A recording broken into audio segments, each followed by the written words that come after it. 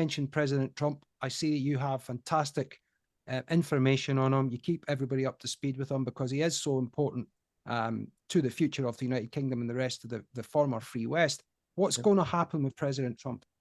Well, isn't it fascinating that, I mean, I've always said that, I mean, I remember back in 2015 being invited to go on mainstream TV. This was with regard to then the contest between Trump and Hillary Clinton. Yes. And they wanted to find one person who would stand up for Trump. That was me. And I remember going into the studio and they all honestly, I was laughed at.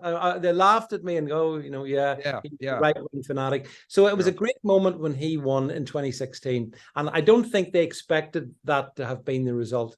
I still think he's going to get the nomination 100%.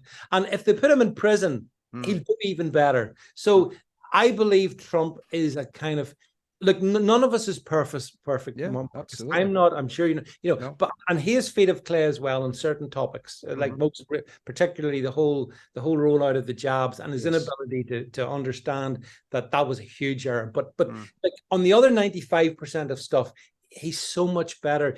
For example, there was no war when he was in the White House. 4 years of peace. And look, Biden's been in now for 3 years, and look at all the lives being lost in Ukraine on all sides. So I think Trump he's gonna romp it in terms of the Republican nomination.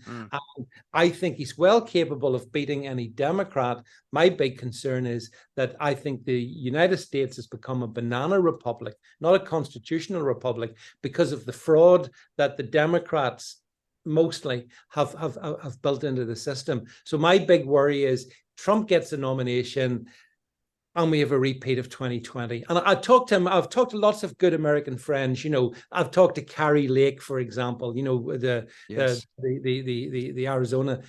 She would have been a great governor.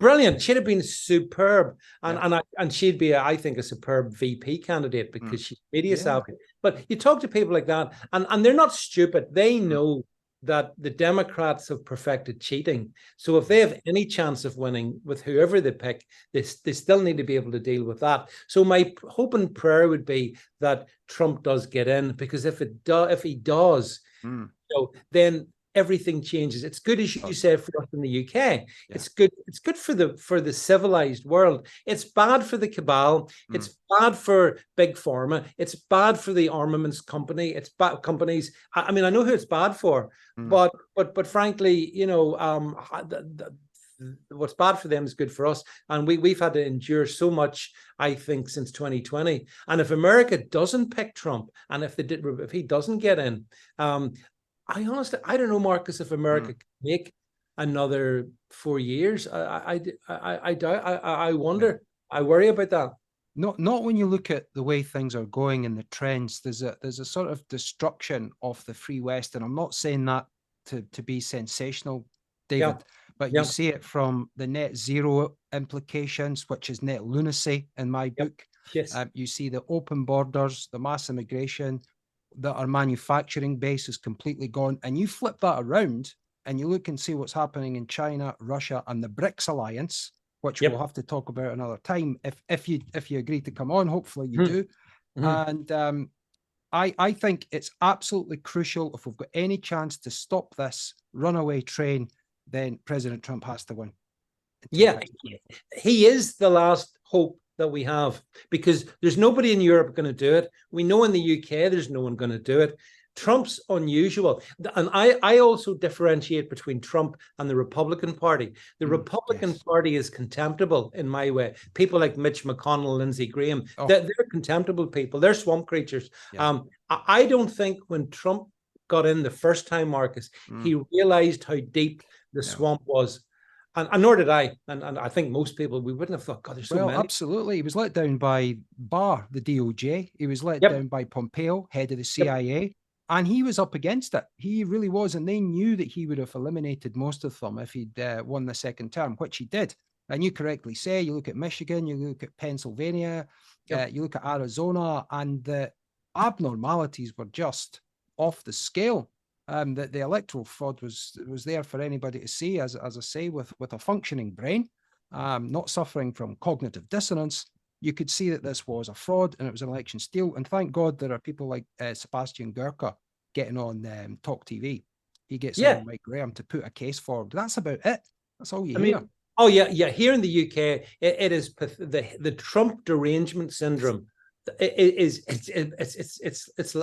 find it laughable. But I listen to people like Seb, people like Peter Navarro. There's people I know who know Trump.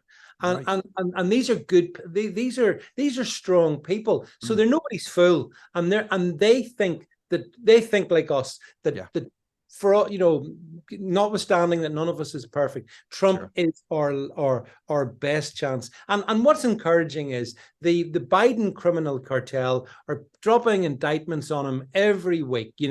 I wouldn't be surprised if they try to put him behind bars. They'll do their best. It does. What they get wrong is all that does is it makes him more powerful. It doesn't weaken Trump. No. And the base, it doesn't weaken. The only thing is I'm not sure exactly how that plays with the swing voters. How would they feel about it? But Trump versus Biden, you talk about cognitive dissonance. Take Biden. This guy should really be in a care home. Instead, he's in the White House. And yet he says he's going to be the one who's going to run against Trump. And they're trying to pretend that this guy who doesn't know his own name, basically, is the most popular president America's ever had. No, it's all a lie. Trump knows it's a lie. A lot of Americans think it's a lie. So I think we need to be hopeful. And my hope is that Donald Trump returns to the White House, and and that'll be really good for the UK. Although I did notice, I'm sure you maybe saw, Keir Starmer was saying, or one of his minions was saying, oh, it'll be really great if the Democrats get back in because we've got so much in common. Oh yeah, well, you definitely have.